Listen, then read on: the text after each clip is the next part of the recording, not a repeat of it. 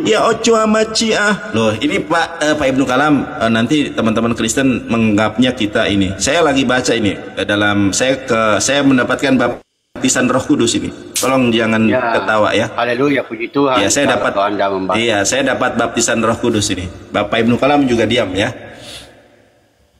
Matius 4 ya, Sefer Matius, kitab Matius, Ferek Arba pasal keempat, Mishfar au Fashuk Asher 10.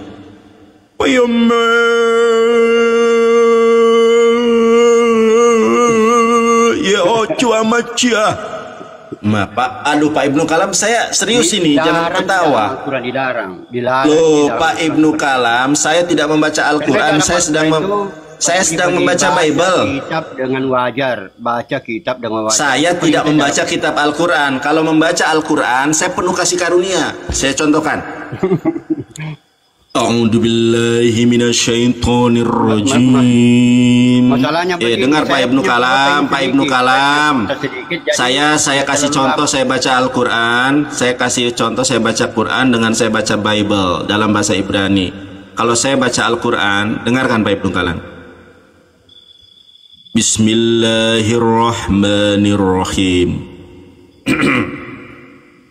Alhamdulillahi Rabbil Alamin. Pak Ibnu Kalam, saya lagi baca, jangan aduh, masa nggak kedengaran? Diulang, jangan sampai salah. Alhamdulillah, saya mau dengar baik-baik. Alhamdulillahi Rabbil Alamin. Pada waktu huruf Ar-Rahmanir-Rahim. Aduh, Pak Ibnu Kalam, sabar Pak Ibnu Kalam, ini saya lagi baca Pak Ibnu Kalam. Masalahnya begini, aduh, Pak Ibnu Kalam ini. Alhamdulillah itu beda. Kalau alhamdulillah, saya lagi baca ini. Puji bagi Allah. Tapi kalau alhamdulillah, celakalah Allah. Salah berarti Pak Ibnu Kalam nggak bisa baca. Coba Pak Ibnu Kalam baca. Itu pakai salah Pak Ibnu bukan nggak ada itu, nggak ada kol-kola di situ. Dari perut. Di tenggorokan di sini huruf H-nya. Iya. Bukan ini tuh betul. tipis H. Tadi kamu bacanya di sini. Salah Pak Ibnu Kalam ini. Saya ini ustaz. Aduh, Pak Ibnu Kalam ini. Itu alhamdulillah harus dibaca di sini. Iya. Alhamdulillah. Bukan di sini. H. Aduh, Pak Ibnu Kalam ini. Alhamdulillah. Iya, alhamdulillah. Iya, ditarik Pak Ibnu Kalam. Aduh, Pak Ibnu Kalam nih ngeles aja nih. Saya sudah bacakan juga. Ya, coba Pak Ibnu Kalam baca. Coba Pak Ibnu Kalam baca. Saya tahu artinya. Saya baca kul huwallah. Sekarang Pak Ibnu Kalam yang baca. Ya, coba dulu yang baca kan. Pak Ibnu Kalam nggak bisa baca. Waduh, Pak Ibnu Kalam suruh baca nggak bisa, gimana sih? Supaya kau tahu yang benar. Aduh, Pak Ibnu Kalam. Sama, saya juga 10 tahun di sekolah agama, sosok ngajarin tapi salah. Ke topik saja. Ke topik saja. Yesus menuhankan Allah. Salah besar. Iya. Baik, saya bacakan Matius 4 ayat 10. Menuhankan Bapak. Matius 4 ayat 10, Pak. Bapak. Saya bacakan. Bukan Allah Elohim. Kalau dia saya bacakan. Itu kaitannya dengan Elohim. Pak Ibnu Kalam, saya bacakan mau. Masalahnya Allah tidak bisa ngomong huruf Eli. Bapak tua ini susah nih. Allah itu tidak bisa ngomong Eli. Bahasa Arab tidak ada huruf E. Aduh, Allah Pak Ibnu tidak bisa ngomong Eli. Nabi Muhammad tidak bisa ngomong Eli. Tidak bisa. Dalam bahasa Arab tidak ada huruf E. Berarti Yesus itu kaitannya dengan Elohim atau Adonai atau Theos dengan Kurios. Jangan hubungkan dengan bahasa Arab. Pak Ibnu Kalam, huruf qalqalah ada berapa Pak Ibnu Kalam? Bingung. Aduh, ya, Pak Ibnu Kalam. Aduh, bingung. Mampu Allah mengucapkan. Bagaimana Pak Ibnu Kalam? Coba. Mampukah Allah mengucapkan Elohim? Coba huruf hijaiyah apa saja? Mampukah Allah mengucapkan Elohim? Udah Pak Ibnu Kalam, huruf hijaiyah apa saja? Allah mengucapkan Elohim. Aduh, emang susah nih lawan kakek ini. Sanggup? Sekian, wassalamualaikum warahmatullahi wabarakatuh. Kabur Pak. Ya, aduh, Pak Ibnu Kalam. Pak Ibnu Kalam. Orang Kristen mengetahui persoalan ini, bahwa Allah itu tidak mampu menyebut Elohim. Baik. Ini akan Pak Ibnu Kalam disebarkan oleh orang karena baik, Pak Ibnu Kalam. Berapa? 3,7K. Pak Ibnu Kalam, coba Pak Ibnu Kalam baca huruf hijaiyah apa saja Pak Ibnu Kalam. Coba Pak Ibnu Kalam baca. Pindah ke Kalkala. Memangnya Kalkala bisa menyelesaikan masalah. Pak Ibnu Kalam bukan Kalkala yang salah. Kolkolah bukan Kalkala. Aduh. Pak Ibnu Kalam. Kemampuan Allah. Bukan kalkalah, kolkolah. Ya, mana ada tajwid kalkalah. Aduh, kalkalah. Tidak bisa Pak Ibnu Kalam. Kemampuannya. Mana ada kalkalah Pak Ibnu Kalam? Mana ada kalkalah? Kolkolah Pak Ibnu Kalam. Tidak ada kalkalah. Iya, kolkolah. Huruf idhar apa saja Pak Ibnu Kalam? Idhar ada berapa? Allah menyebut Elohim. Ya mampulah Pak Ibnu Kalam. Coba contohkan di dalam Al-Quran ada kata Elohim, ada kata Kristen. Mampu kan? Ya nggak ada. Itu Kristen itu buatan Paulus di dalam kisah para Rasul 11:26. Allah mampu kan Nabi Muhammad ngomong Kristen?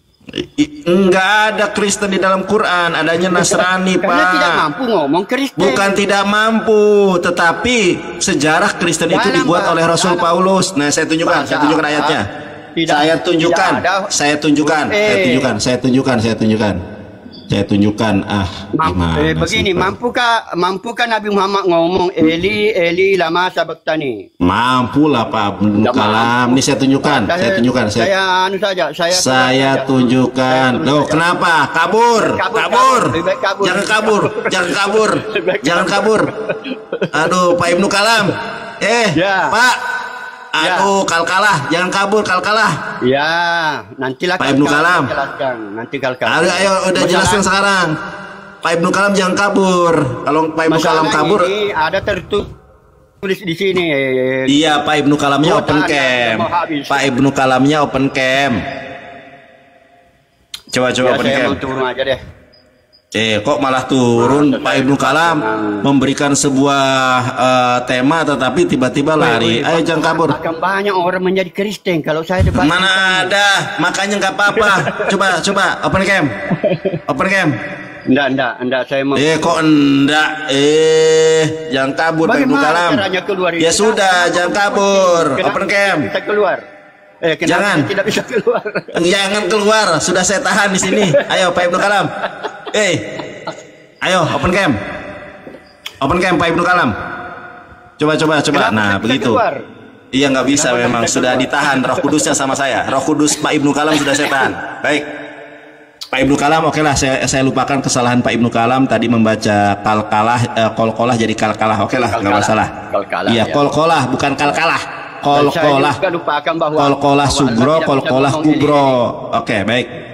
Saya juga lupakan bahwa Allah tidak bisa ngomong Eli Eli. Ya udahlah. Kita kalau sama orang tua memang harus sedikit. Entar dulu, Pak Ibnu Kalam. Nanti saya dianggap menista agama lagi. Enggak. Nanti saya bela Anda. Iya, enggak. Gini aja Pak Ibnu Kalam.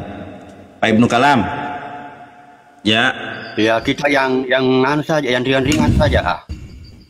Iya, mau yang ringan-ringan, baik. Anda sudah belajar Alkitab? Sudah sering baca Alkitab. Sudah sering baca Alkitab? Ya, sering baca Alkitab. Oke. Apakah ada di dalam ayat Alkitab Yesus menyatakan diri sebagai firman Allah yang hidup? Firman Allah yang hidup. Enggak saya perhatikan kalau firman Allah yang hidup. Enggak perhatikan. Oke, saya ulangi lagi. Orang Kristen Pak Ibnu Kalam di seluruh dunia itu mengklaim bahwa Yesus adalah firman yang hidup. Nah, saya percaya. Di mana sebentar, oke. Di mana Yesus mengatakan kalau dirinya adalah firman yang hidup di dalam Alkitab? Silakan. di mana Yesus menyatakan dirinya tafsiran, hasil tafsir.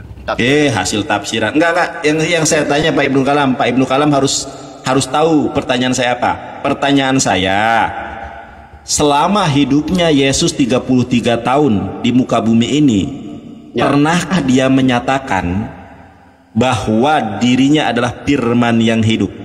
Di manakah dia menyatakan bahwa dirinya firman yang hidup yang menjelma menjadi manusia? Silakan Pak Ibnu Kalam. Enggak pernah saya temukan. Enggak pernah. Tapi kalau jujur, ada yang mengatakan Yesus itu firman yang hidup, saya percaya karena dia hidup. Ya saya juga hidup. Saya juga hidup. Saya juga hidup. Saya juga adalah firman yang hidup kalau begitu, karena saya juga hidup. Iya. Kalau cuma firman yang hidup. Iya. Nah, tetapi apakah Yesus menyatakan dirinya gini Pak Ibnu Kalam? Dengan catatan harus. Apakah Yesus? Apalagi catatan apa nih? Kan saya tanya sama Pak Ibnu Kalam. Sudah belum? Pak Ibnu Kalam dulu deh. Udah belum? Terkait dengan firman yang hidup, saya angkat tangan. Tidak tahu saya. Angkat tangan. Baik, Pak Ibnu Kalam angkat tangan. Begini. Yesus ketika dia hidup memerintahkan bangsanya, umatnya untuk menyembah siapa? Yang saya tahu itu Yesus mengatakan Elohim itu adalah roh, maka sembahlah Elohim dalam suasana roh dan kebenaran. Sembahlah Elohim. Menyembah siapa? Elohim. Bukan Elohim Allah. Dalam bahasa Elohim dalam bahasa Indonesianya apa? Kalau kitab suci diterjemahkan menjadi bermasalah karena kita akan kehilangan arah memahami. Saya tidak tanya terjemahan yang bermasalah. Yang saya tanya, kan Anda mengatakan tadi Elohim. Elohim kan bahasa Ibrani toh, benar? Iya. Benar. Bahasa Ibrani Elohim, bahasa Indonesianya apa? Kalau di bahasa Indonesia kan bahasa Indonesia tidak mampu menjelaskan teologi dengan baik, bahkan bahasa Arab, termasuk bahasa Arab. Macet.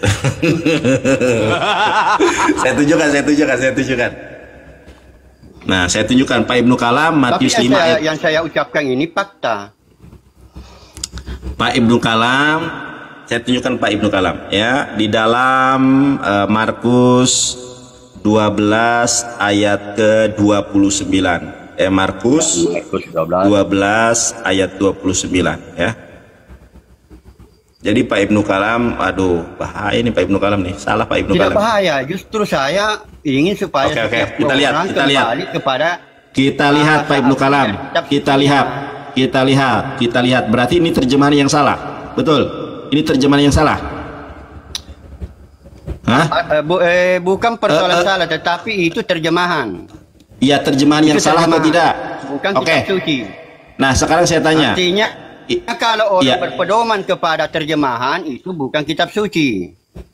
Baik. Paham? Itu maksud saya. Baik. Oke, kita lihat. Ini terjemahannya salah berarti ya? Bukan saya persoalkan salah, itu terjemahan bukan kitab suci. Seperti terjemahan bukan kitab suci. Iya, Al-Quran ya Al-Quran. Kalau terjemahan ya bukan Al-Quran. Al-Quran ya bahasa Arab. Nah, saya bacakan di dalam bahasa Ibraninya. Mau? Ini nih, Yesus mengatakan begini. Karena tidak ada juga. Loh, kok nggak mau? Kok nggak mau? Ya karena tidak ada gunanya. Apa gunanya? Kok tidak ada gunanya? Katanya tadi terjemahan. Sekarang saya tunjukkan bahasa Yesus asli, nggak mau. Gimana sih Pak Ibnu Kalam? Iya kan bisa Anda sekalipun begini Nandar, sekalipun itu Anda gini, Pak Ibnu Kalam. Bahasa asli, bisa saja kita berbeda memahami tafsirannya. Saya nggak menafsirkan Pak Ibnu Kalam, saya menerjemahkan. Terjemahan juga bisa diperdebatkan, termasuk terjemahan Al-Quran. Bahkan misalnya di Quran surah Zalikal Kitab, Anda terjemahkan apa itu kalau Zalikal Kitab? Gini aja. Yesus dulu ketika Islam, dia hidup tidak usah kitabnya orang. Kita saja. Al-Quran. Tadi saya kristologi. Oke, dalikal kitab itulah kitab. Ya, bagus. Iya, bagus. Karena itu yang sesuai dengan Aduh. Dalikal kitab la raiba fihi hudalil muttaqin. Lanjutkan, artinya apa? Artinya apa? Kan ada tadi bukan. Zalikal kitab itulah kitab. Ya, dalikal kitab la raiba fihi hudalil muttaqin. Artinya apa? Artinya begini. Aduh, Pak Ibnu Kalam, Pak Ibnu Kalam. Larai bafihu dalil muttaqin. Tidak ada keraguan di dalamnya, petunjuk bagi orang-orang yang bertakwa. Pinter, ini baru benar nih Pak Ibnu Kalam. Ya. Yasin, sebentar, sabar. Anda membacanya apa? Sabar. Yasin. Sebentar dulu Pak Ibnu Kalam. Anda membacanya apa? Iya. Itu diperdebatkan di dunia Islam. Baik. Ya, jadi menurut keyakinan Pak Ibnu Kalam, pakai Al-Quran saja, enggak usah pakai. Iya, ini kita pakai Al-Quran. Ya, firman bagus. Kalamullah Al-Quran itu bukanlah makhluk. Nah, sekarang halo Pak Ibnu Kalam. Anda ngelek. Macet. Enggak, Anda ngelek. Aduh. Anda ngelek, Pak. Saya kasih tahu Anda. Iya, gimana sih? Oke, kita lanjutkan nih. Enggak ada ngelek gitu. Sekarang kita berbicara Isa Al-Masih di dalam ayat Al-Quran. Boleh? Boleh atau tidak? Ya, silakan. Laqad kafara allazi qalu innallaha Isa ibnu Maryam. Apa artinya? Salah bacaannya, Pak Ibnu Kalam. Salah bacaannya. Coba ulangi lagi. Al-Maidah ayat ke-72 dibaca. Ya. Laqad kafara allazina qalu. Ini saya bacakan. Qalu. Coba. Oke, teman-teman kita lihat nih. Pak Ibnu Kalam ini bacaannya gak bener aja. Nih kita lihat. Itu saja. Kok sama-sama nggak tahu, nggak mau aku. Enggak. Kita baca ayat Quran ini dulu Anda ngaco Kita baca teman-teman. Salah. Mana ada bacanya begitu. Nah, teman-teman kita lihat nih. Yang benar, yang bagaimana? Yang benar. Coba saya dengar. Nah, coba Pak Ibnu Kalam dulu baca. Pak Ibnu Kalam kan ini. Ya. Coba dibaca. Ini dibaca, dilihat. Laqad kafara allazi qalu ini nggak ada qalqalah ini. Nggak ada nggak ada qalqalah. Qalu terus innallaha. Bukan innallaha, bukan innallaha. Ya, terus huwa Masihu ibnu Maryam. Ini ada alif lam samsiah. Alif lam Pak Ibnu Kalam tahu alif samsiah dan komariah atau tidak? Ini dibacanya innallaha huwal. Ada alif lam di sini. Ya, betul. Huwal Masihub. Betul kan? Aduh, dibilangin salah kok. Ya betul kalau saya mah. Di sini ada sebentar. Pak Ibnu Kalam. Saya ajarin, Pak.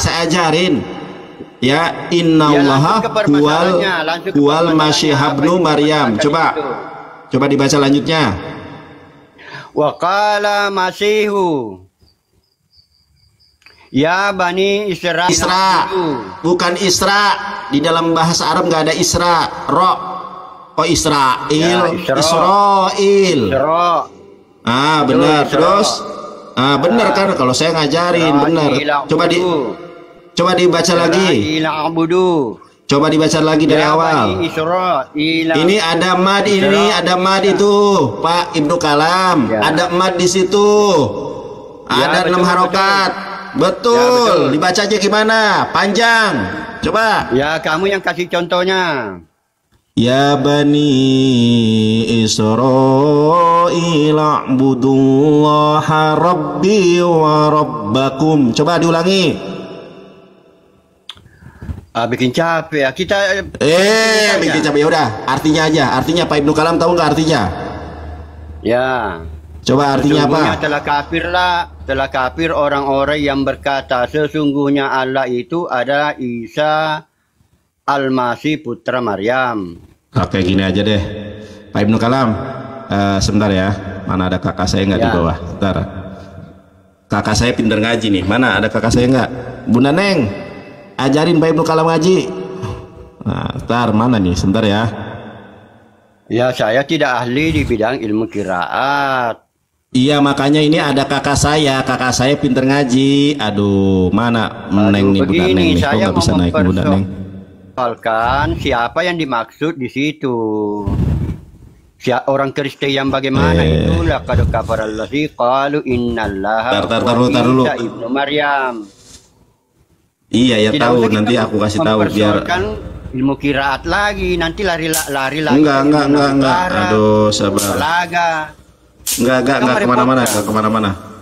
kemana-mana, Pak Ibnu Kalam. Sebentar ya Pak Ibnu Kalam ya.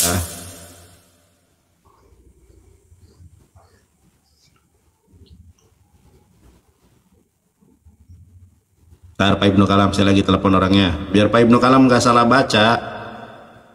Aduh, kalau saya begitu, kan saya sudah sampaikan bahwa saya tidak ahli di bidang qiraat. Naik, mak. Ajarin duduk Kalam ngaji, mak. Nggak apa-apa. Nggak mau sama saya. Yuk. Nggak, Pak Ibnu Kalam, nanti saya ajari itu, masalah Alkitab, masalah Al-Quran. Baik.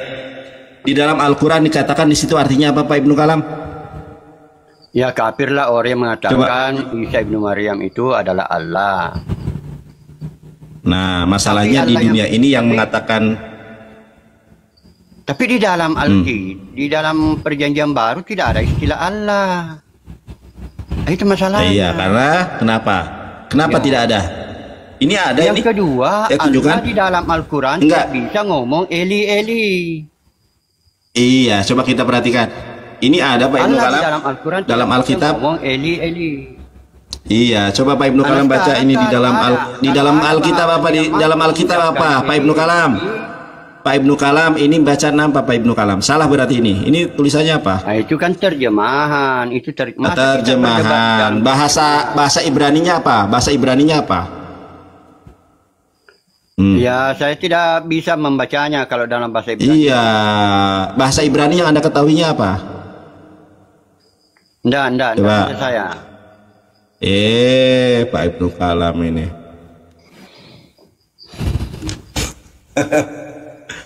Open cam, Mak. Ada kakek, Mak. Kita mau belajar. Iya, nanti diajari sama Mak ini. Iya, Anda belajar teologi. Bukan ilmu. Iya, nggak apa-apa. Ayo Mak ngaji, Mak. Kasih tahu nih Quran surat Maryam boleh. Pak Ibnu Kalam tetap di sini ya. Kita dengerin Mak ngaji dulu. Ya.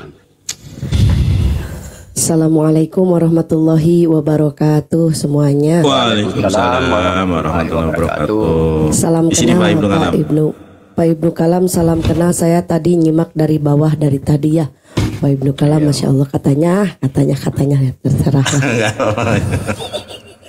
yang ibu yang di atas, saya di bawah. Nggak enak rasanya orang. Enggak apa-apa, di-mute aja. Enggak bisa, Pak. Enggak bisa.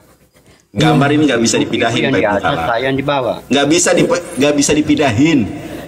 Nggak bisa. Nggak bisa. Udah Pak Ibnu Kalam dengerin aja. Silakan. A'udzu billahi minasyaitonir rajim. Ya.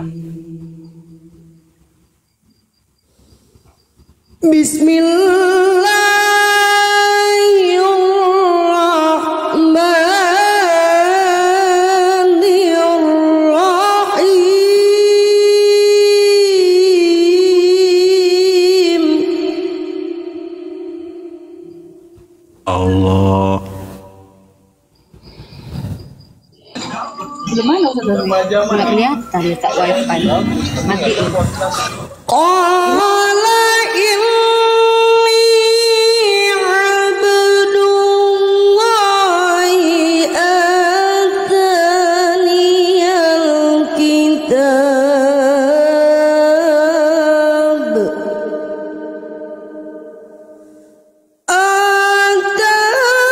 ataniyal kitab wa ja'alani nabiyya وجعلني مباركا أينما كنت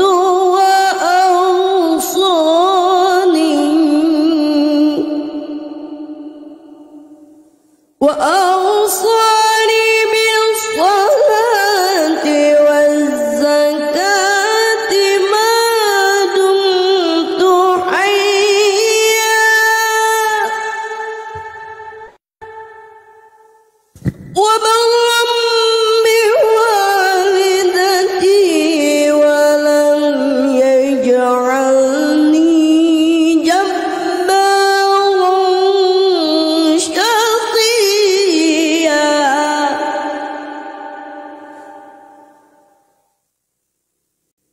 والسلام علي يوم ولدت ويوم أموت ويوم أبعث حيا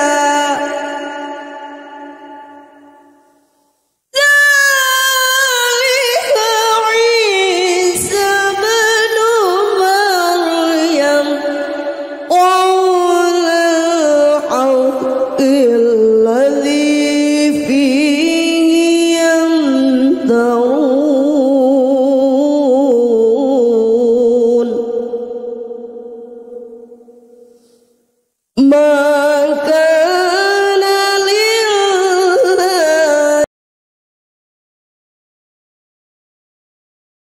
menjadi Allahnya Firaun. Jadi Musa ini diangkat dari Tuhan menjadi Allahnya Firaun. Seperti itu kan? Betul tidak? Tolak terus. Kalau itu menyalahkan yang tertulis di perjanjian lama. Kan ini kan artinya mengartikan kata itu. Ini kan sudah jelas bahwa Tuhan berfirman kepada Musa menjadikan Allahnya orang Firaun. Jadi Musa ini dijadikan Allah Firaun. Nah, Firaun Di situ tulisannya gimana? Diangkat menjadi Allah. Ya, diangkat oleh Allah menjadi Allahnya Firaun, bukan berarti Gimana sih? Diangkat oleh Allah menjadikan Musa Allah. Iya, Inilah bagi kontekstual Firaun. yang salah. Ya kan? Diangkat Allah menjadi Allahnya Firaun. Itu Musa. Diangkat Allah menjadi Allahnya Firaun. Ada berapa Allah di situ? Hah? Ada berapa Allah di situ? Ya, ini kan Musa. Musa yang Allah diangkat. kan Pak Andreas kalau berbicara coba sambil diingat. Allah membuat Musa menjadi Allah. Ada berapa Allah? Allahnya Firaun ya. Iya. Ada berapa Allah? Allah membuat Allah membuat Musa menjadi Allah bagi Firaun. Ada berapa Allah? Berarti Musa ini adalah Allah, tetapi tetapi Allahnya Firaun. Apa yang salah? Betul kan? Nggak peduli Allahnya Firaun atau apa yang tertulis di situ adalah Musa adalah Allah, betul? Allahnya Firaun. Ini kan saya tidak ada kitab di sini. Makanya kan kita itu tidak bisa menyimpulkan maksudnya. Iya, yang saya tanya ada berapa Allah jadinya? Ya, kalau Musa Allah mengangkat Musa menjadi Allah, ada berapa Allah? Ya, menjadi Allahnya Firaun kan? Iya. Nah, jadi Musa ini adalah Allah, tapi Allahnya si Allah apa? Allahnya Firaun. Ya kan? Iya, ada berapa Allah? Pertanyaan saya ada berapa Allah di situ? Ya, satu Allah, satu Musa untuk Firaun, ya kan? Yang salah satu? Enggak? Salah enggak? Iya. Iya, yang satunya? Yang satunya? Ya, yang satunya Sang Pencipta. Berarti ada berapa? Ada berapa Allah? Jadi ada Allah Sang Pencipta, ada Allah manusia yaitu Musa diangkat menjadi Allah untuk Firaun. Salah tidak? Ada berapa Allah?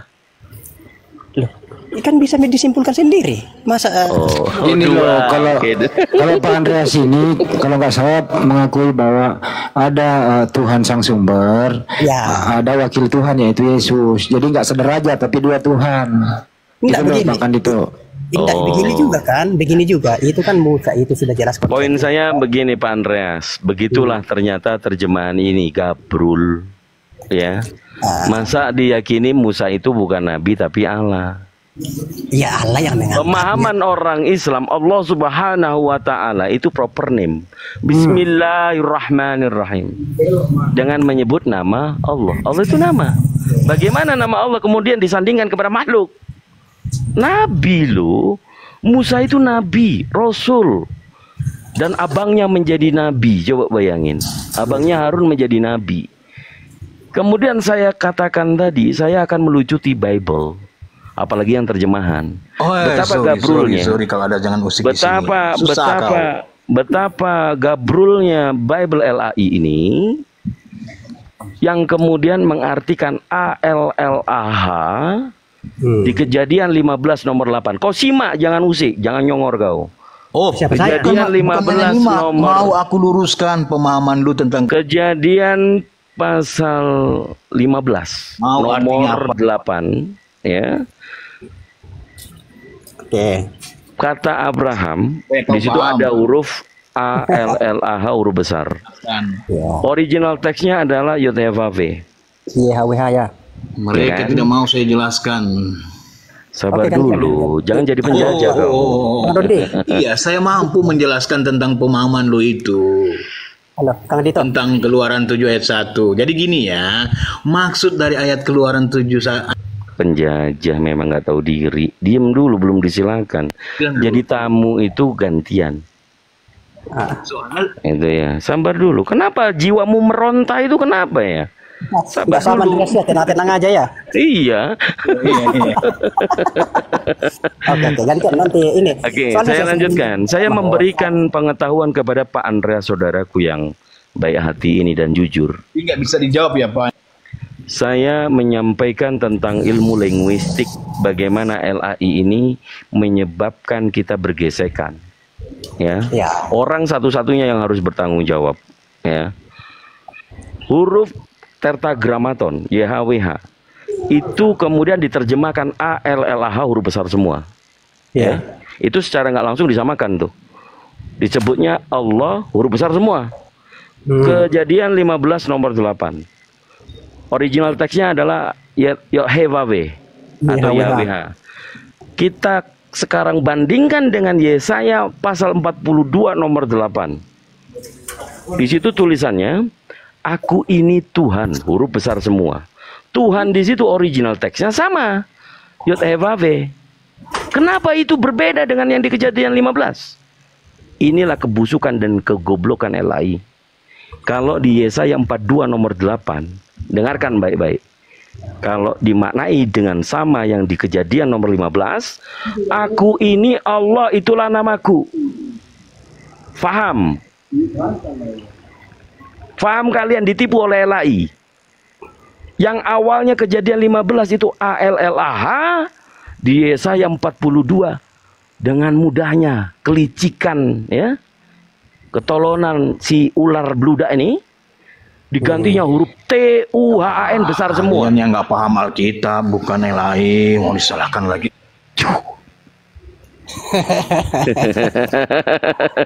Nggak sopan gitu loh, kejang-kejang dia. Kebenaran ini Pak Andreas, ya ini kebenaran. Kang Dito, coba dulu konfirmasi dulu. Kalau saya sopan ya. Iya, sopan abang ini. Saya pengen memberikan ilmu, jangan gunakan lagi Bible terjemahan yang anti toleransi ini ya. Aku ini TUHAN, itulah namaku. Nama Tuhan itu nama atau gelar? Itu kan dia sudah bilang nama. Itu kan nama toh, YHWH itu ya. Itu kan nama. Tapi di situ lagi itu nama. Di situ tulisannya TUHAN, huruf besar semua.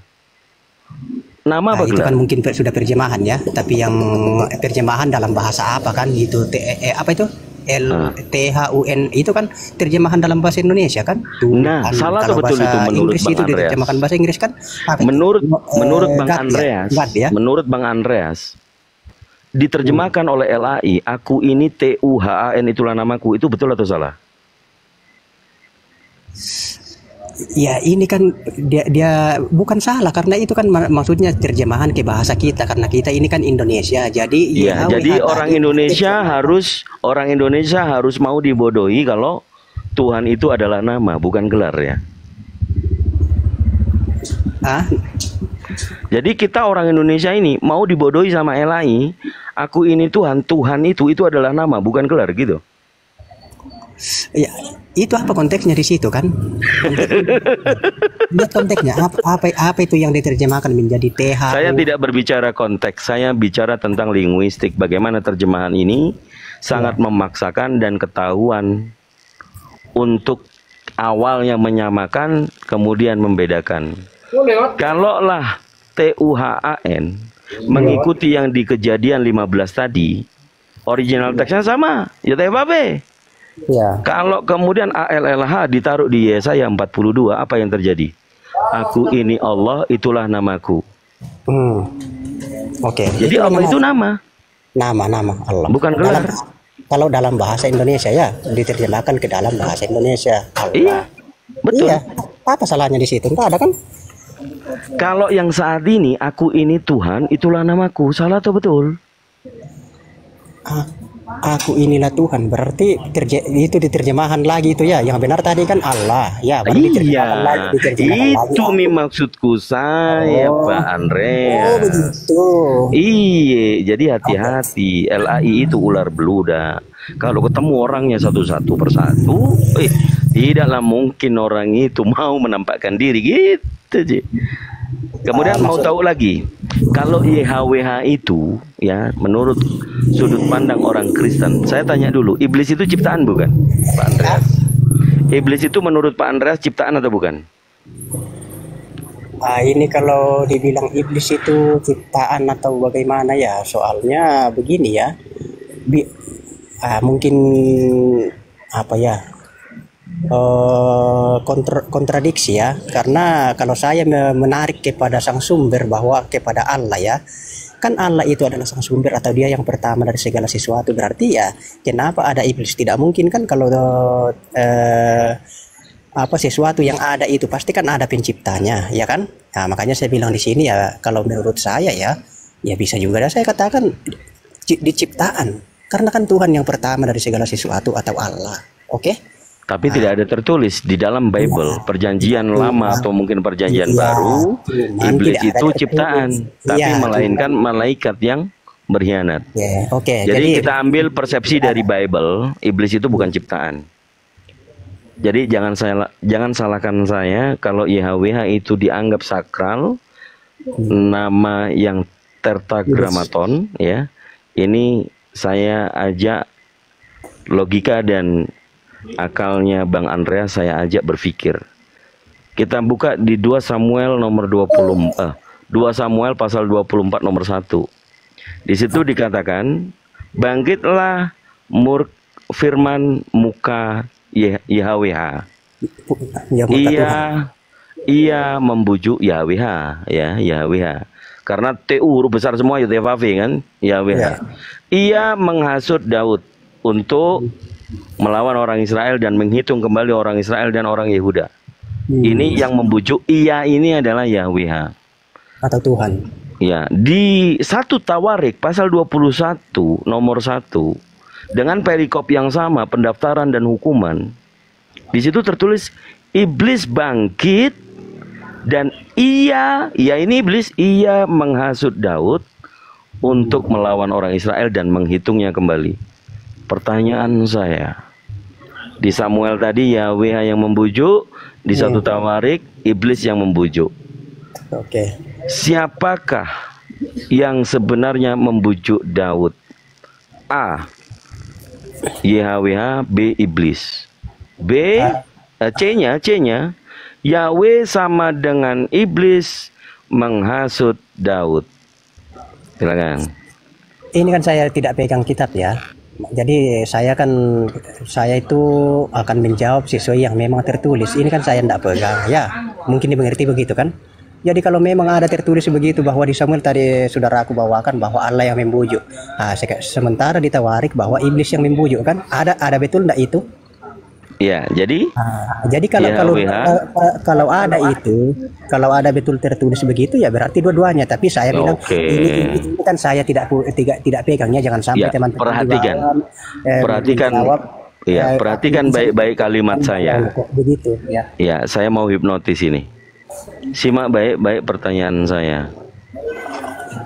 Apakah yang membujuk Daud yang benar itu YHWH atau iblis?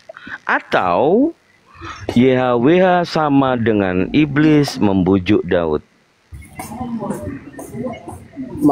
Artinya dua sosok di sini apa atau satu? YHWH sama dengan iblis membujuk Daud. Soalnya itu pengertiannya itu kan beda itu kalau dibilang. Sama nggak YHWH dengan iblis membujuk Daud? Itu kan kalau disimpulkan di situ ada dua di sini pertanyaan itu bisa menjadi satu tetapi dua. Kan bisa juga dua. Sama tidak YHWH sama dengan iblis membujuk Daud. Bisa nggak? Jadi maksudnya kesimpulan begini. Ini ada dua di sini pertanyaan ini jawaban, ya kan? Bisa katakan loh. Berarti Tuhan itu adalah iblis kalau menurut bukan saya yang ngomong ya. YHWH adalah iblis ya. Enggak, maksudnya kan begitu. Makanya saya tanya di sini apakah itu dua sosok atau mau disatukan? Oke? Ya, terserah Anda renungkan apakah YHWH itu adalah iblis? Ya, kita lihat konteksnya dulu. Ini kan saya enggak. Konteksnya sama, pendaftaran dan hukuman. Oknumnya sama, yang impactnya membujuk Daud. Nah, jadi bisa juga dia sosok tetapi sama-sama mempengaruhi, bukan berarti satu sosok, ya kan? Ya, jadi siapa yang betul? Karena yang benar itu kan ada Tuhan, itu kan oknum lain itu. Kembali lagi, iblis tadi ciptaan bukan? Ya kalau saya merujuk ya, saya kan sudah bilang tadi secara tertulis tidak ada itu bahwa iblis itu diciptakan ya, tapi kembali kepada ya sudah, kalau di Islam iblis itu makhluknya dari golongan jin. Dia diciptakan enggak? Diciptakan, jin itu diciptakan dari api. Nah, sekarang iman Anda mau ambil yang mana?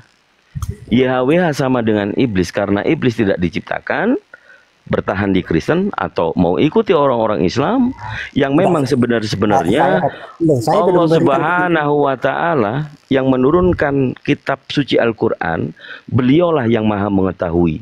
Sehingga dikatakan di dalam Al-Quran surah Al-Baqarah, Bismillahirrahmanirrahim, fawailul lilladzina yaktubuna al-kitaba bi'aidihim summa yaquluna hadza min 'indillah liyastaru bihi samanan qalila. Maknanya kitab-kitab itu sudah bercampur tangan. Yang orang Yahudi suka merubah-rubah. Bahkan tentang nubuatan, ciri-ciri sifat kenabian Rasulullah, Nabi Muhammad itu mereka hilangkan. Nah, saya mengajak Bro Andreas. Tadi digedor-gedor sama Ustadz Felix, bingung, ya kan? Enggak bingung. Oh, enggak bingung. Ya udah, berarti terima Islam. Kalau yang saya katakan ini hal yang sesuai kontekstual.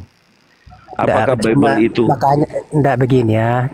Kita ini kan pemahaman itu aja. Jadi pemahaman saja kita itu memahami sesuatu itu berbeda.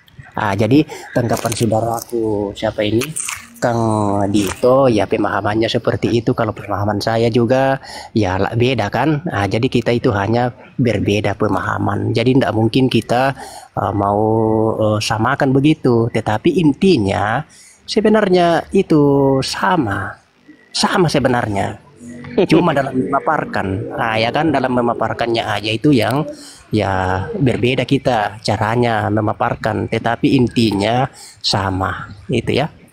Ya, minimal saya sudah memberitahukan bahwa Bible itu secara terjemahan yang saat ini dipegang oleh orang-orang oten Indonesia perlu direnungkan.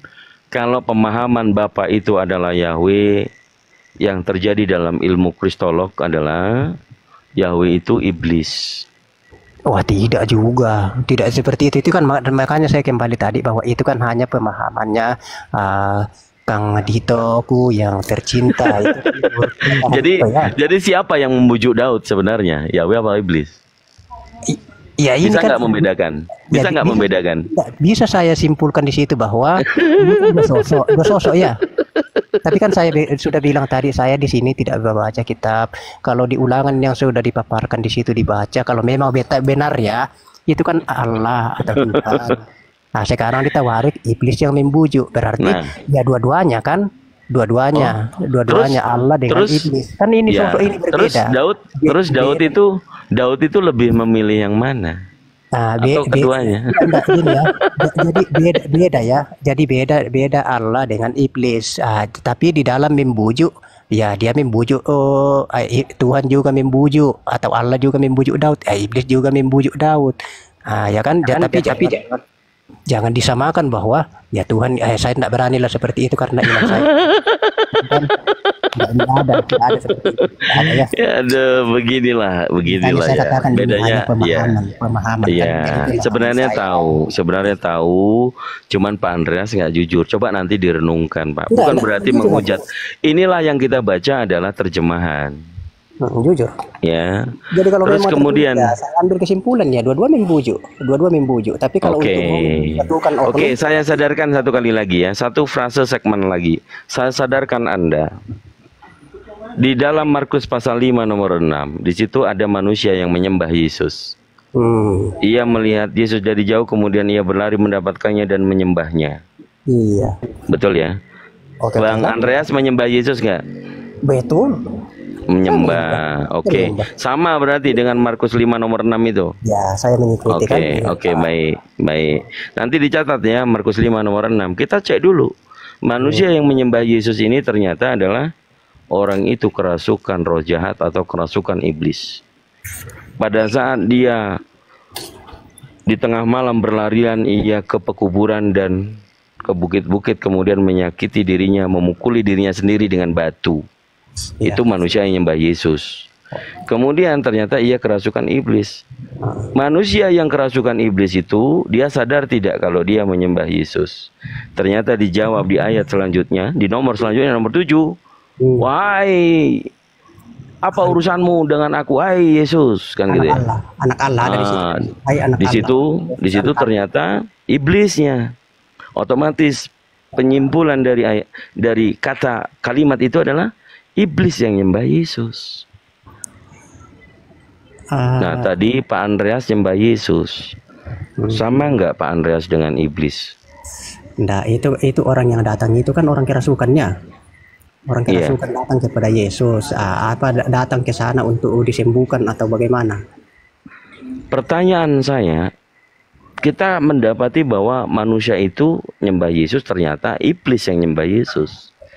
Bang Andreas tadi mengatakan menyembah Yesus. Apa yang menjadi perbedaan kalau ternyata Pak Andreas menyembah Yesus, iblis menyembah Yesus? Jadi bisa kita lihat di situ bahwa orang yang tadi itu menyembah Yesus itu, kalau memang menyembah Yesus ya, yang sama atau beda? Sama atau beda? Pak Andreas menyembah Yesus, iblis menyembah Yesus, sama nggak? Orang yang kerasukan, bukan iblis. Orang yang kerasukan itu dia sadar enggak kalau dia nyembah Yesus? Ya, saya belum baca anunya itu, di mana anunya itu kan konteksnya, apa maksudnya itu, apa tujuannya, apa nanti tujuan mereka itu datang kepada Yesus, apa disembuhkan, apa gimana kan? Oke, poinnya harap dijawab dengan jujur. Ada poinnya itu ya, ada poinnya. Ya, poinnya kalau Pak Andreas jawab dengan jujur, sama-sama menyembah Yesus. Jadi Pak Andreas menyembah Yesus, di situ iblis menggunakan manusia menyembah Yesus. Satu segmen lagi. Tujuannya ini datang itu menyembah, itu mau disembuhkan apa gimana? Oh enggak tanya itu saya. Saya itu yang kontekstualnya adalah yang letter leg. Kita lihat dari ini kan. Oke, satu segmen lagi. Oke, satu segmen lagi, dengarkan. Markus 3 nomor 11. Oke, Markus 3 nomor 11. roh-roh jahat itu atau iblis itu jatuh tersungkur dan berteriak, engkaulah anak Tuhan, engkaulah anak Allah gitu ya. Ya. Mengakui. Bentar dulu, sabar. Engkaulah anak Allah, itu iblis yang berteriak itu. Nah, Ya, itu. mengakui. Nah, terus di Lukas pasal 4 nomor 41, setan-setan itu keluar dan berteriak, engkaulah anak Tuhan, anak Allah. Bang Andreas percaya nggak, mengakui nggak kalau Yesus anak Allah? Memang saya mengakui. Saya mengakui. Sama nggak Bang Andreas dengan iblis itu? Gini aja ya, artinya kalau kita berpikir yang membawa ke positifnya, sedangkan iblis saja mengakui bahwa Yesus itu pertanyaan saya. Anda dengar dulu, ini dah saya mau simpulkannya. Sedangkan iblis saja mengakui bahwa Yesus itu adalah Allah, apalagi saya yang waras ini. Kenapa? Sedangkan iblis saja loh. Jadi sama nggak, Bro Andreas dengan iblis? Nah itu aja kesimpulannya. Sedangkan jangan ke objek. Saya nggak mungkin menyamakan Pak Andreas ini iblis, bukan. Sahabat saya nggak mungkin saya katakan iblis. Tapi pengakuan keimanannya, Anda tidak sadar Anda itu mengikuti iblis. Enggak lah. Ini kesimpulannya di situ. Kalau kita yang tadi berteriak mengatakan Yesus anak Allah siapa? Iblis orang atau yang bukan? kerasukan kan? Ya, Markus itu. 3 nomor 11. Oke, betul. Iblis maka kesimpulannya yang baik, yang secara rasionalnya, secara logis bahwa sedangkan iblis saja mengakui bahwa Yesus itu. Saya nggak berbicara mengakui, iblis pun mengakui, Anda mengakui juga nggak? Apalagi saya yang waras, ya kan? Sama nggak? Saya aja bukan iblis. Sama nggak? Ini aja dicerna ndak? Maka iblis saja mengakui kan bahwa engkau. Iblis mengakui, Anda mengakui juga nggak? Iya. Apalagi saya, masa sedangkan jadi jawab. Iblis mengakui, Anda mengakui, sama-sama mengakui nggak sama dengan iblis? Iya sama kan? Iya, tepuk tangan Pak Handi. Jadi kesimpulannya di situ bahwa sedangkan iblis saja. Saya kasih pemahaman Pak Andreas. Anda jujur Pak Andreas. Sedangkan iblis saja mengakui loh. Iya Pak Andreas jujur. Cuman begini Pak Andreas, kita sama-sama mengetahui iblis itu adalah penyesat bapak segala dusta, ya kan? Tapi mengakui. Ya kalau misalnya bapak segala dusta mengakui, Anda ikut mengakui, padahal Yesus mengatakan iblislah yang menjadi bapakmu. Ya kalau kita mengikuti iblis. Nah tadi mengikuti nggak? Loh, bukan iblis yang saya ikuti, tetapi pengakuannya. Iblis tadi nyembah Yesus nggak? Menyembah, tapi Yesus itu kan bukan iblis. Mengikuti nggak itu namanya? Ya mengikuti ke siapa dulu bosku? Ini kan mengikuti iblis Yesus. Menyembah Yesus, Anda menyembah Yesus, Anda mengikuti yang ada di dalam Bible, secara tidak langsung Anda mengikuti perkataan Bible. Pada saat di Markus 3 nomor 11, iblis mengatakan, jatuh tersungkur dan berteriak, engkaulah anak Allah. Anda pun juga sama mengakui Yesus anak Allah. Yesus sendiri mengatakan, iblislah yang menjadi bapakmu. Kenapa Anda menyangkal? Pada saat kita merujukkan lagi, iblislah bapakmu, B-nya huruf kecil. Iya, maksudnya kalau kita mengikuti iblis. Bapak segala dusta, ya kan? Itu adalah iblis. Ya, itu adalah iblis kalau kita mengikuti iblis. Tetapi yang menjadikan yang menjadikan Paulus itu menyebutkan Kristus telah mati dan bangkit supaya ia menjadi Tuhan. Itu Paulus. Secara pengakuannya di 1 Korintus pasal 4 nomor 15, Paulus mengaku sebagai Bapa. B-nya huruf kecil. Paulus iblis bukan? Gimana? Halo. Yohanes pasal 8 nomor 44. Yesus mengatakan iblislah yang menjadi bapamu. Ya, B-nya huruf kecil. B-nya huruf kecil. B-nya huruf kecil. Iya. B-nya huruf kecil. Paulus mengakui dirinya sebagai Bapa di dalam Kristus. 1 Korintus pasal 4 nomor 15. Bapa di dalam Kristus. Paulus mengakui dia adalah Bapa di dalam Kristus. Yes. 1 Korintus pasal 4 nomor 15. Paulus ini iblis atau rasul jadinya? Ya, dia kan mengakui bahwa dia adalah Bapa dari Kristus. Dia tidak mengatakan Bapa di dalam iblis ya. Jadi bedakan kan? Bapa di situ huruf besar atau huruf kecil? Ya, ini kan saya sudah bilang berkali-kali, saya tidak ada kitab di sini ya. Saya tidak ada. Oke, nanti dicatat Pak. Satu lagi, ini Tapi fakta konteksnya ya. kan sudah jelas bisa Satu fakta bagaimana iblis yang berkedok botak dan tua jalannya pincang ini, Pak. Hanya satu-satunya di dalam terjemahan LAI yang menyebutkan perkataan tulisan Paulus itu menyebut Mesias. Selain itu tidak ada lagi yang diterjemahkan artinya Mesias. Silakan teman-teman cross check. Mesias itu adalah Allah. Inilah iblis itu membuat penyesatan. Ada di Roma pasal 9 nomor 5. Satu-satunya perkataan Paulus mengatakan Mesias itu ia adalah Allah. Ini silakan dibuka cakrawala berpikir ya. Teman-teman, saudara-saudara Kristen, Anda semuanya disesatkan oleh iblis botak berpenyakit sampar ini ya. Mesias itu seorang manusia. Seseorang yang diurapi. Ya, kemudian Paulus mengatakan ia adalah Elohim.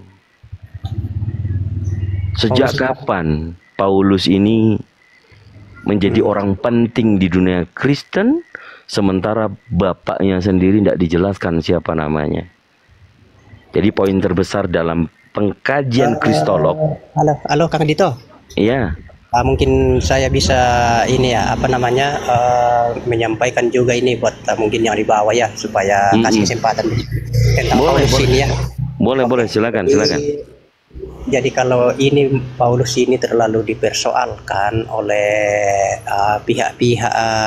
pihak-pihak lain, kalau bagi saya itu sekalipun tidak ada Paulus ini ya, kami ini sudah tetap beriman kepada Yesus. Karena apa? Matius, Markus, Lukas, dan Yohanes itu sudah sinkron di situ, sudah komplit tentang Yesus. Ini bukan Paulus yang menulis itu. Kisah Rasul, bukan Paulus yang menulis itu. Nanti itu kitabnya Paulus itu mulai dari kitab Roma. Jadi apa yang dikatakan oleh Paulus itu di kitabnya itu ya, sekalipun itu kami tidak ada Roma, tidak ada ini, Yesus itu sudah komplit loh, sudah komplit di Matius, Markus, Lukas, Yohanes, dan Kisah Rasul, ya kan? Jadi kenapa terlalu merujuk kepada kitab Paulus begitu? Saya tidak terlalu itu, saya tidak terlalu pusing, tidak terlalu terganggu. Ya kan? Bagaimana dasaran teologis kalau di Roma 14 nomor 9 jelas-jelas Paulus ini mengatakan sebab Kristus telah mati, dikatakan terkutuk di kayu salib, kemudian bangkit supaya ia menjadi Tuhan. Ya, itulah saya katakan tadi. Itu sudah Paulus yang mengatakan itu. Jadi seandainya walaupun tidak ada ini Paulus muncul secara pribadi saya loh ya. Ini pribadi saya. Kitab Matius, Markus, Lukas, dan Yohanes dan Kisah Rasul itu sudah komplit menceritakan di situ secara detail ya tentang Yesus mulai dari kelahiran sampai selesai, sampai terangkat ke surga, itu sudah komplit di situ. Di 4 kitab ini. Jadi mulai dari Roma itu sampai apa itu yang kitabnya Paulus itu, sekalipun itu tidak ada itu, kami ini sudah tetap mengenal Yesus. Itu. Ya, kalau cuman imani memang seperti itu Pak Andreas. Yesus dan hukum Taurat ada di Matius pasal 5 ya. Itu tentang Yesus dan hukum Taurat. Tanpa ada pengakuan Paulus, kalian akan dipaksa mengikuti hukum Taurat yang tidak dibatalkan. Betul? Jadi lebih original itu kan kitab yang tertua. Mana duluan Roma dengan Korintus dengan apa lagi itu Timotius, Kolose apa? Mana lebih? Kalau nggak ada Paulus membatalkan hukum Taurat yang dijelaskan untuk jemaat Efesus, Anda beribadat nggak mungkin hari Minggu. Anda beribadat bukan di gereja, tapi di sinode. Tanpa Paulus membatalkan hukum Taurat, Anda pasti akan disunat. Oke, ini saya tanggapi. Tidak makan babi, tidak makan babi Tidak juga. makan babi. Oke. Saya tanggapi nih ya supaya menjadi juga artinya bahan diskusi kita dengan baik. Karena saya sudah lama sekali di atas ini, dari tadi kan saya sudah persilakan kepada yang lain, tetapi ya hostnya juga sudah senang sama saya, suka sama saya untuk berdiskusi, dan saya juga itu refresh dan sangat salut, berterima kasih ya teman-teman. Nah, jadi masalah disunat ini bukan berarti itu karena Paulus yang membatalkan, bukan. Ini disunat ini sebenarnya itu tergantung dari orangnya, itu bukan ajaran Kristen itu tidak disunat itu. Bukan, itu tergantung orangnya itu. Saya berani mengatakan di sini bahwa itu tergantung orangnya, tapi bukan ajaran Kristen itu tidak disunat bahwa jangan kamu bersunat. Tidak ada itu. Pak Andreas, Tidak ada. baca di Galatia 5 nomor 2, Pak. Barang siapa yang menyunatkan dirinya, Kristus tidak berguna bagimu. Itu ancaman. Ini kan kata Paulus toh. Ini kata Paulus, makanya saya bilang. Nah, kalau tidak ada perkataan Paulus itu, Anda semuanya pasti sunat. Ya belum tentu juga bos, belum tentu juga komandanku, karena ini saya katakan. Oh, berarti tidak mengikuti Bible. Ini ajaran disunat, tidak disunat. Kalau ada orang Kristen itu tidak disunat, itu bukan ajaran itu, bukan dari mana sumbernya bahwa itu ajaran Kristen tidak membolehkan disunat. Tidak ada itu, tapi itu tergantung kepada individunya. Tadi itu Bible loh. Paulus loh yang menulis loh. Iya, Galatia 5 nomor 2 loh. Kemudian yang makan babi tadi kan itu bukan Paulus itu yang sabar dulu itu. Loh, Paulus yang mengatakan segala yang masuk dalam mulut itu dihalalkan. Yesus itu yang mengatakan itu di kitab Matius itu. Oh, itu bukan masalah makanan. Itu bukan Paulus itu yang menulis itu. Itu bukan masalah makanan. Kalau yang mengenai makan babi boleh, jelas Paulus. Segala sesuatu dihalalkan. Nah, begini di dalam Paulus ya, Yesus katakan, nah, apa yang turun ke bawah perut keluar ke bawah atau keluar di jamban, ya kan? Tetapi apa yang dari bawah keluar ke atas itu yang menajiskan orang. Nah, itu perkataan Yesus bukan tentang makanan. Ya enggak, maksudnya ini loh, kita beda di sini. Baru dijelaskan di situ. Apa itu yang menajiskan? Ya contoh kita maki-maki orang, pikiran. Iya, bukan masalah makanan itu. Itu bukan makanan. Jadi sudah bukan.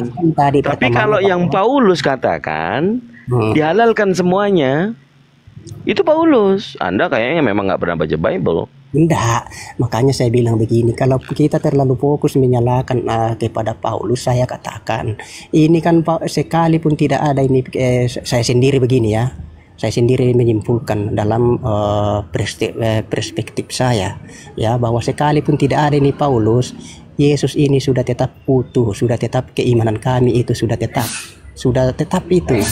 Karena apa? Matius, Markus, imani saja, imani saja. Tertulis di situ semua, mulai dari kelahiran Yesus sampai selesai di dunia ini sampai terangkat. Iya, imani saja jadinya.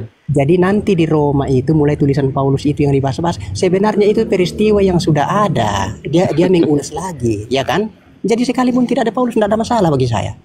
Itu kalau kita terlalu mendiskriminatif sama Paulus gitu. Anda setuju nggak kalau Kristus itu terkutuk untuk menanggung kutuk? Tidak. Begini konteksnya itu, bahwa yang di Galatia yang dikatakan, ya inilah Galatia lagi tulisan Paulus kan, bahwa terkutuklah orang yang digantung di atas kayu salib.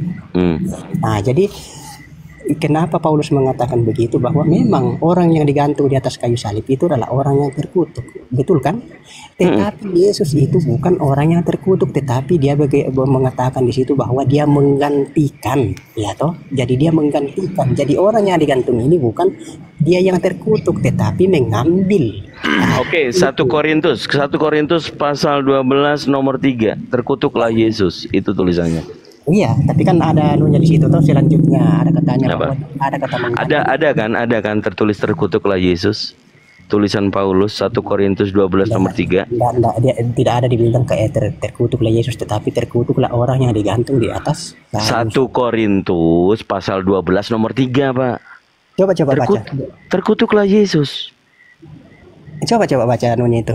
Makanya kita kan tertulis di dalam tanda 2 petik gitu.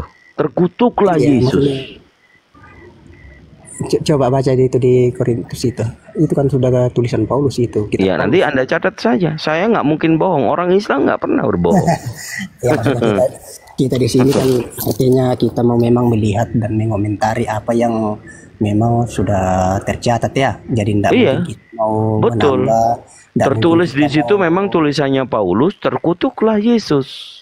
Soalnya yang saya pernah baca ya, maksudnya terkutuklah orang yang digantung di atas. Itu Galatia 3 nomor 13. Yang saya kutip terkutuklah Yesus 1 Korintus pasal 12 nomor 3. Jadi apa di situ kelanjutannya sehingga ada kata terkutuk. Kan kita bisa mengerti di situ karena ya namanya cerita itu kan berkesinambungan. Pemaknaan gini. Kalau memahami malam. Kalau malam. Sabar ya Bang John ya, sabar ya. Kalau memahami. Kasih naik lah, saya sudah. Iya, sabar. Ini pembuktian gini loh, supaya sola scriptura itu dipahami oleh orang Kristen, kitab itu enggak, maksudnya menjawab yang lain lagi. Host. Iya, sabar. Iya, aman. Yang lain lagi. Kang Dito, hormat ya DM saya nanti atau kirim nomor rekening. Nomor WA. Kalau saya yang kirim nomor rekening ke situ. Jangan turun dulu Pak Andreas. Saya Kristen. Nyimak saja enggak apa-apa. Jangan buru-buru. Jangan, saya Kristen kok. Jangan buru-buru. Ini Bang John Leber ini Kristen. Enggak, maksudnya begini ya, saya menghormati orang. Enggak apa-apa Pak, Bapak nyimak aja Pak. Kita diskusi baik. Enggak begini ya, dengar dulu ya, karena namanya kita manusia ini berbeda pengetahuan, berbeda ilmu. Jadi saya ini bukan orang yang berilmu, orang yang Iya, nyimak saja di sini. Jadi mungkin apa yang saya sudah paparkan, sudah narasikan melalui ini pertanyaan-pertanyaan dan melalui kata-kata persepsi itu kan jelas kita berbeda. Itulah manusia, pasti satu kepala satu perbedaan. Jadi tolong. Enggak apa-apa Pak, kita diskusi aja. Juga yang lain. Ya. Iya Bang.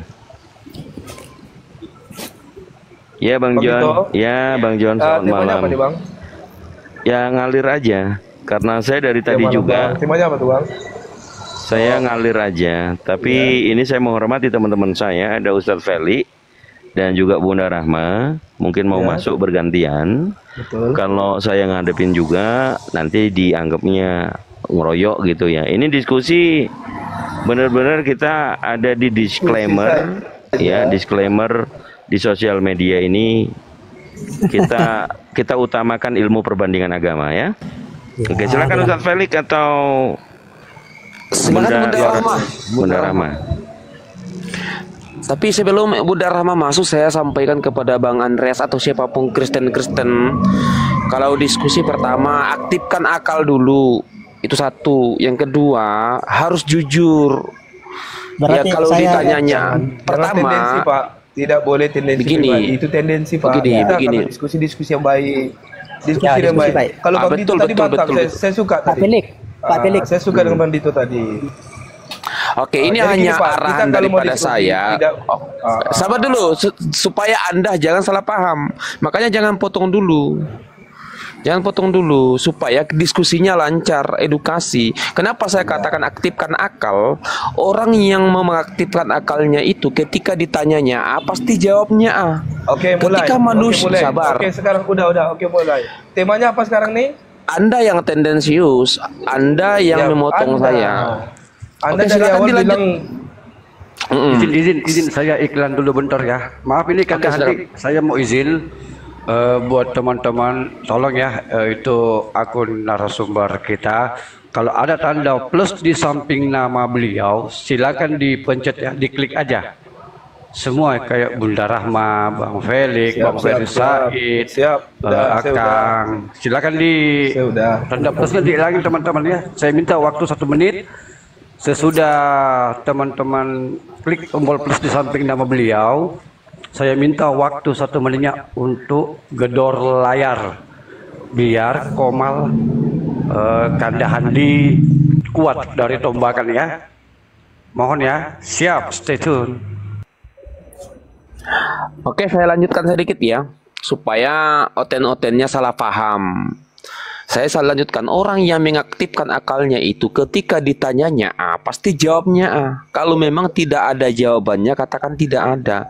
Karena dari beberapa jam diskusi kita ini, ya, sedikit kita pusing dan bingung. Kenapa? Karena ketika kemudian kita bertanya tentang ya pertanyaannya A, jawabnya B. Makanya tolonglah jujur. Itu satu, jujur. Yang kedua, kalau ditanyanya A, jawabnya A, supaya diskusi kita edukasi. Ngapain kita sisihkan waktu berjam-jaman kalau tidak ada edukasi? Gitu loh Pak, maksud saya. Silahkan dilanjut. Bunda Rahma masuk atau siapapun yang mau masuk, silahkan. Monggo. Bunda monitor. Assalamualaikum. Oh belum, masih meeting Zoom. Oke, Bang Jo. Masih lanjut dulu, kita masih pada di Zoom dulu bentar. Oke, siap, siap. Ini bateraiku sisa 6%, aku sambil ngecas dulu. Oke, saya naik ya. Atau Bang Dis.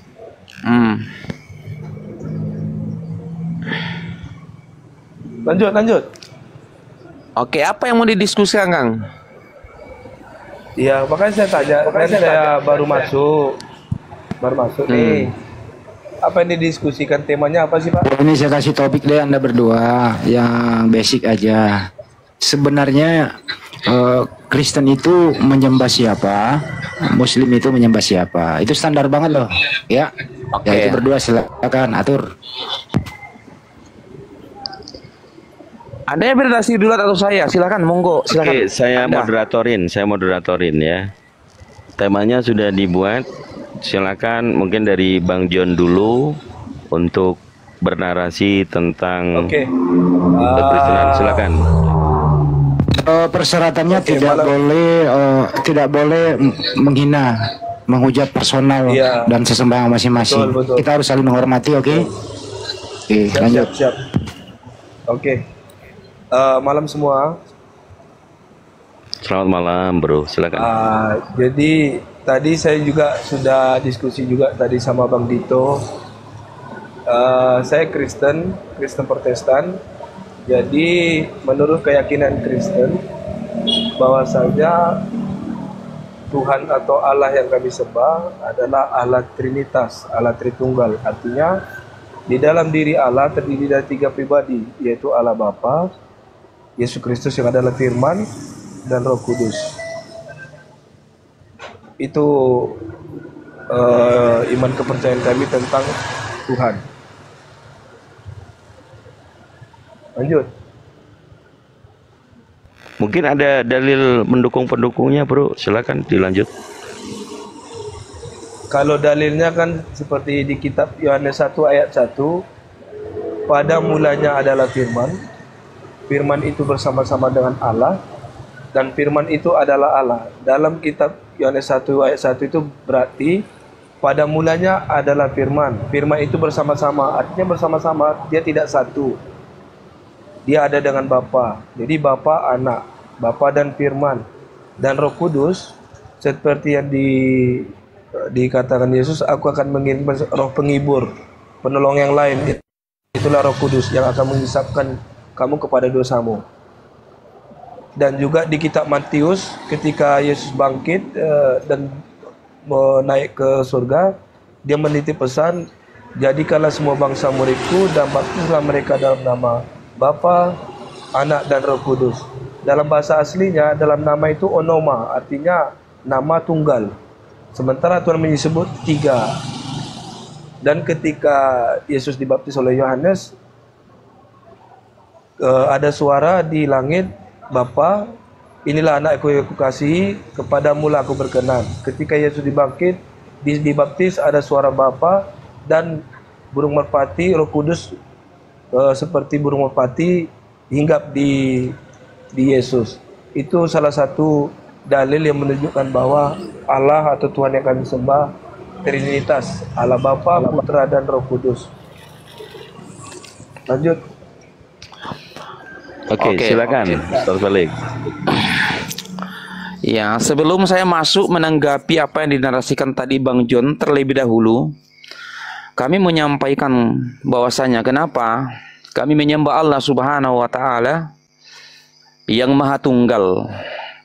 Karena kenapa kemudian? Karena seluruh data ya dari Bible maupun daripada Al-Qur'an maupun nabi yang diutus oleh Allah Subhanahu wa taala ke muka bumi ini menyatakan Tuhan itu satu. Ya. Dalilnya dalam Al-Qur'an, wa ilahukum ilahu wahid. Katakanlah Allah itu satu. Qul huwallahu ahad. Wahai Muhammad, katakanlah Allah itu satu. Banyak lagi dalil yang menjelaskan tentang Allah itu satu. Nah, ketika kemudian kita merujuk kepada Bible, dalam Markus 12:29 secara tegas eksplisit disampaikan bahwasanya, dengarlah wahai bangsa Israel, Tuhan kita Esa, bahkan itu adalah hukum yang terutama. Tuhan kita itu satu. Dalam Al-Quran dijelaskan bahwa seluruh nabi dan rasul diutus ke muka bumi ini misinya cuma dua. Ya, misi bukan cuma dua, tapi misi utamanya adalah apa? Menyembah hanya kepada Allah dan jauhi togut.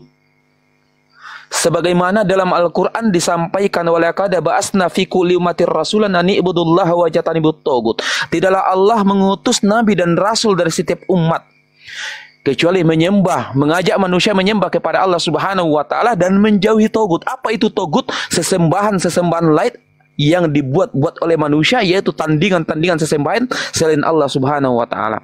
Kenapa Nabi Nuh diutus? Karena pada saat itu manusia pada saat itu menyembah rahib-rahibnya. Kenapa Nabi Musa diutus kepada bangsa Israel? Karena pada saat itu Fir'aun menjadikan dirinya Tuhan kepada bangsa Israel. Kenapa kemudian ya Nabi Ibrahim diutus kepada tengah-tengah kaumnya? Karena pada saat itu Raja Namrud menjadikan dirinya sebagai Tuhan bagi kaumnya. Begitu pula diutus Nabi Isa, begitu pula diutus Nabi Muhammad SAW, karena di tengah-tengah kafir Quraisy mereka menyembah Lata dan Uzza. Itulah tujuan Nabi dan Rasul diutus. Dan begitu pula dengan Yesus diutus kepada bangsa Israel, sebagaimana Matius 5:17. Untuk apa? Ya, yang menegaskan kepada bangsa Israel bahwa Tuhan kita itu satu, bukan tiga penonton. Tuhan itu satu, sekali lagi bukan tiga. Nah, ketika kemudian Tritunggal mengatakan bahwasanya kami menyembah Yesus, mengatakan dia adalah Tuhan itu sendiri, merujuk kepada Yohanes 1 nomor 1.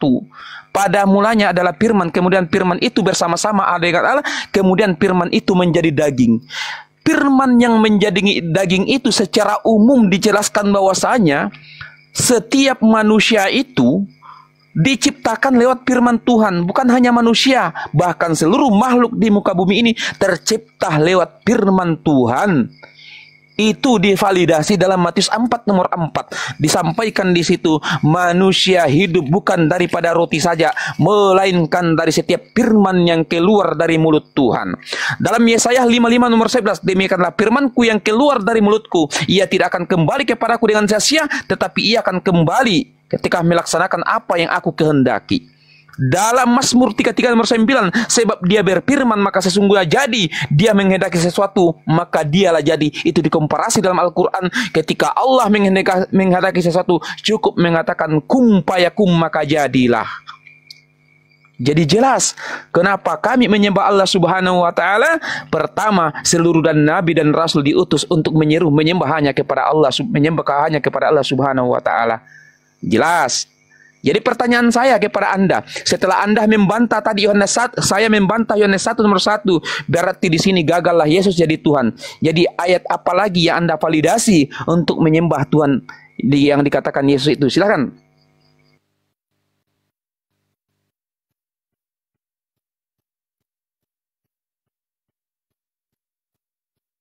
Silakan dijawab. Ayat apa lagi yang Anda jadikan rujukan untuk menuhankan Yesus secara eksplisit?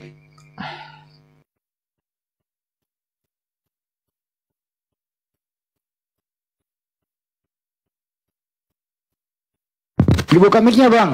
Mau ngomong nggak dibuka mic-nya itu? Nanti tuh diarahkan ya. Lanjut.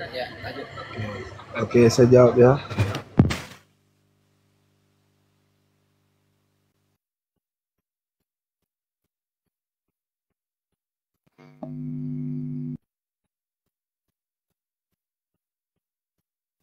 Aduh, ke-mute lagi itu. Ke-mute, Bang. Bang John, jangan terlalu lama jedanya Bang John ya. Enggak, udah sudah saya buka tadi.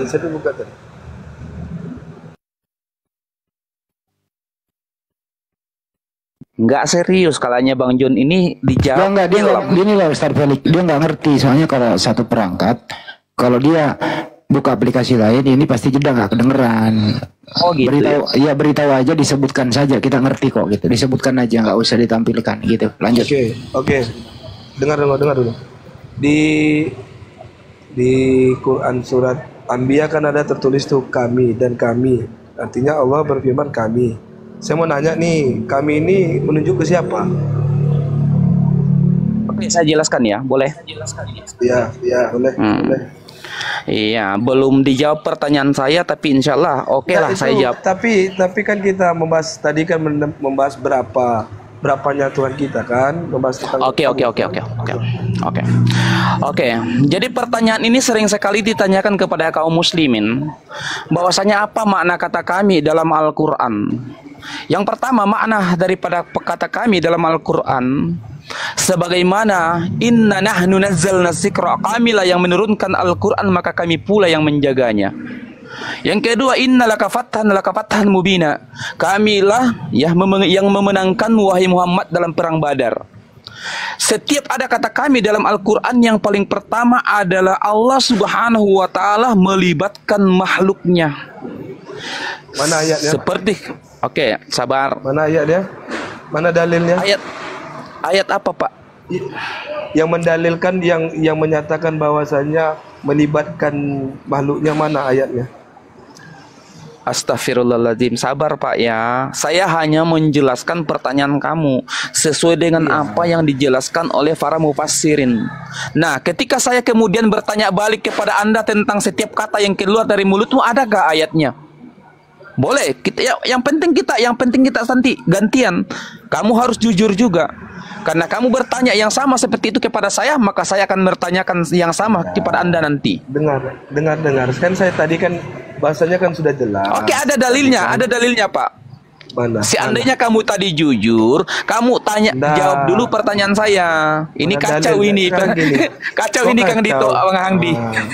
Udah sabar, nggak usah grogi gitu, nggak usah ketakutan. Iya, santai aja. Silakan. Santai. Oke, makanya kamu dengarkan dulu, nyimak dulu, biar penonton. Karena sasaran saya bukan hanya kamu. Karena saya dengar, penonton juga. Tidak ada di situ. Saya dengar tidak ada di situ dikatakan. Oke, makanya kamu diam dulu. Oke. Lanjutlah kamu bicara. Saya tadi, apa yang Anda jadikan rujukan menuhankan Yesus secara eksplisit? Saya minta data secara eksplisit Anda menuhankan Yesus. Biar damai, gini loh Pak John. Kalau Anda bertanya, menjelaskan tapi tidak ada. Dengar dulu Bang, ini moderator nih, yang host yang ngomong. Kalau Anda bertanya, terus Felix menjawab. Oh, siapa? Ini kan bukan debat. Ini diskusi. Ya, jadi harap tenang aja. Ya kalau Anda nggak setuju dengan pendapat itu, boleh Anda menyanggahnya, tapi dengan ilmu. Satu kali menyanggah boleh balikin lagi. Makanya saya tanya namanya kan gitu. Makanya saya tanya tadi mana dalilnya, kan gitu. Apa salah saya ngomong? Ya silakan.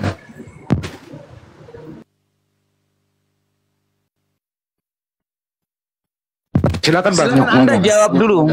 Anda jawab dulu pertanyaan saya. Rujukan Anda menuhankan Yesus mana? Saya minta data secara eksplisit bahwa sesungguhnya Yesus itu Tuhan. Karena pengakuan Yesus bahwa dia adalah Tuhan memang tidak ada. Ya, saya minta data secara eksplisit ya yang menunjukkan bahwasanya Yesus itu Tuhan. Silakan dijawab dulu. Karena pertanyaan kamu insya Allah kita bisa jawab. Masalah kamu yakini atau tidak yakini, monggo silahkan, nggak ada paksaan. Karena di sini bukan debat, tapi ya diskusi. Betul kata Pak Handi tadi.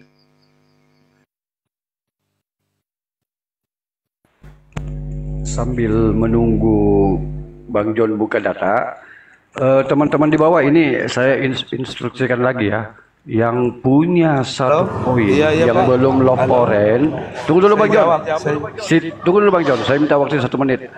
Sila. Itu ada nama di samping nama Bang Handi Selebes, Love Oren. silakan diklik itu ya. Butuh 1 koin aja untuk menguatkan Komal. Di samping itu kita mendukung live ini dengan tim Love Orange. Ya teman-teman ya, silakan. Siap. Oke. Tadi kan Anda menanyakan mana dalilnya. Di kitab Yohanes 13 ayat 13, Tuhan Yesus berfirman, kamu menyebut aku guru dan Tuhanmu. Memang katamu tepat. Memang akulah guru dan Tuhan. Itu dalilnya. Oke, ini dalil akulah guru dan Tuhan itu dalil revisian tahun 2018. Dalam teori ND itu 2011 di situ dikatakan akulah guru dan junjungan. 2010 dikatakan akulah guru dan junjungan. Ketika kemudian dilanjutkan ke tahun kemudiannya akulah guru dan Tuhan. Namun ketika kemudian sampai di tahun 2018 maka dirubahlah menjadi akulah guru dan Tuhan oleh LAI. Adapun ketika kita merujuk kepada original teks di situ Kyrios.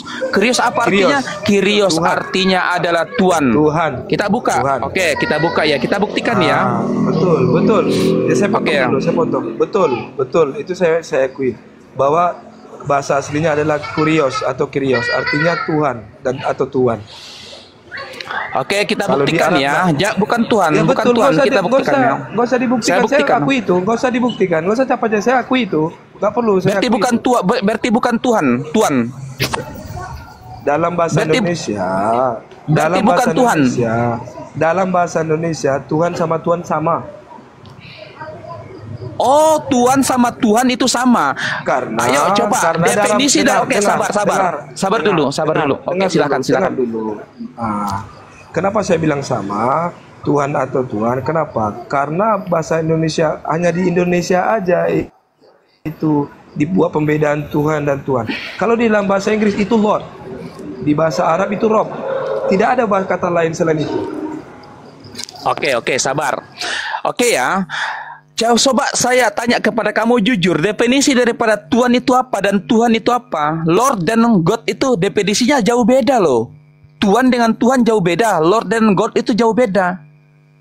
Kamu menyamakan, makanya saya tadi katakan sebelum diskusi dengan kami, aktifkan dulu akalmu. Dari sebelumnya, dari awal saya sampaikan seperti itu, aktifkan akalmu. Oke, saya jawab. Oke. Ya silahkan. Baik, moderator masuk baru ada kegiatan tadi. Sebentar, moderator saya tengahin dulu poinnya. Sabar Bang John, moderator masuk ya. Saya jawab nih Pak. Boleh saya tengahin dulu karena ini merujuk kepada edukasi ya, edukasi di sini. Gitu. Iya. Saya masuk untuk menengahi saja ya, sabar ya. Kalau Lord and God. Sorry, Pak. Iya, kalau Lord and God terjemahannya sinyalnya rupanya sinyal saya apa sinyal siapa ya? Kang Dito kayaknya. Oh, sinyal saya ya. Cek sudah aman? Baik. Udah aman. Oke, saya tengahin dulu karena ini ada sisi edukasinya. Menurut terjemahan di King James Version itu dibedakan. God itu untuk Theos, Lord itu untuk Kyrios. Dalam sejarah. Halo, Bang Dito. Ya, halo, sabar ya. Iya, bro, sebentar ya, saya masuk. Bentar, Bang ya. Oke, habis ini langsung dilanjutkan. Saya mengambil tengah karena ini nilai edukasinya.